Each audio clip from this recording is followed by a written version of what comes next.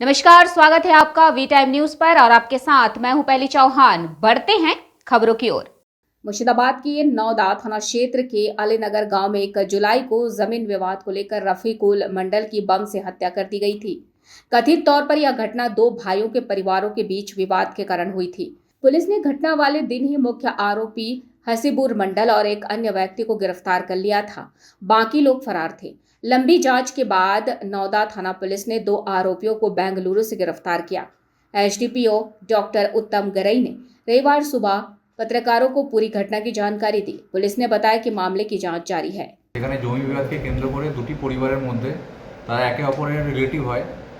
1/7/2025 সকালবেলা একটা ঝামেলার সূত্রপাত হয় এবং সেখানে বম্বিং করা হয়। বম্বিং করার পরে রফিকুল মণ্ডল সেখানে ঘটনাস্থলেই মারা যায় এবং তারপরেই আমরা ঘটনা তদন্ত শুরু করি। নওদা থানার পুলিশ ওখানে পৌঁছায়।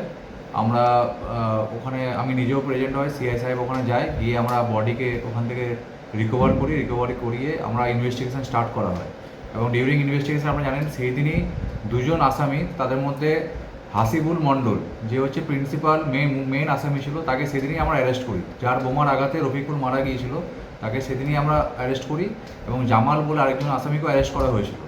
তারপরে বাকি আসামি যারা ছিল তারা পুলিশ অ্যারেস্ট থেকে বাঁচার জন্য তারা পালিয়ে গেছিলো এবং আমরা একটি সোর্স মারফত খবর পাই তারা ব্যাঙ্গালোরে কোনো একটি জায়গাতে আত্মগোপন করে আছে। তো সেই সোর্সের উপর ডিপেন্ড করে আমাদের টিম নওদা থেকে এখান থেকে রিচ করে তো ব্যাঙ্গালোরে যায়। ব্যাঙ্গালোর সিটি পুলিশের সাহায্যে আমাদের এসপি স্যারের কথা মতো আমরা ওখান থেকে দুজনকে অ্যারেস্ট করি।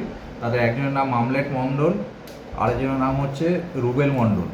এরা দুজনই ঘটনার দিন ওখানে ঘটনাস্থলে উপস্থিত ছিল এবং এই খুনের ঘটনার সাথে তারা প্রত্যক্ষভাবে জড়িত এবং তাদেরকে ট্রানজিট রিমান্ড নিয়ে ব্যাঙ্গালোর থেকে নিয়ে আসা হয়। আজকে আমরা লার্নেট সিজিএম বহরমপুরের কাছে আমরা তাকে প্রোডাকশন করব এবং প্রোডাকশন করার পরে তাকে আমরা পিসি নেব। মোট কতজনকে গ্রেপ্তার করা হয়েছে? টোটাল এদের দুজনকে নিয়ে টোটাল 4 জন অ্যারেস্ট হয়েছে।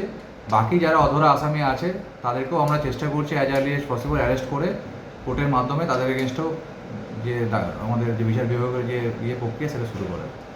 এদেরকে কবে গ্রেপ্তার করা হয়েছে? এদেরকে 29/7 হোলি মাহবু পিএস, যেটা ব্যাঙ্গালোর সিটি পুলিশের আন্ডারে পড়ে, সেখান থেকে অ্যারেস্ট করা হয় রুবেলকে।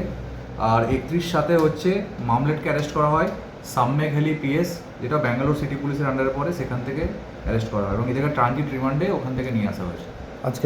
আজকে বহরমপুর কোর্টে প্রোডাকশন করা হবে। वी टाइम न्यूज के लिए मुर्शिदाबाद से मिलन सरकार की रिपोर्ट।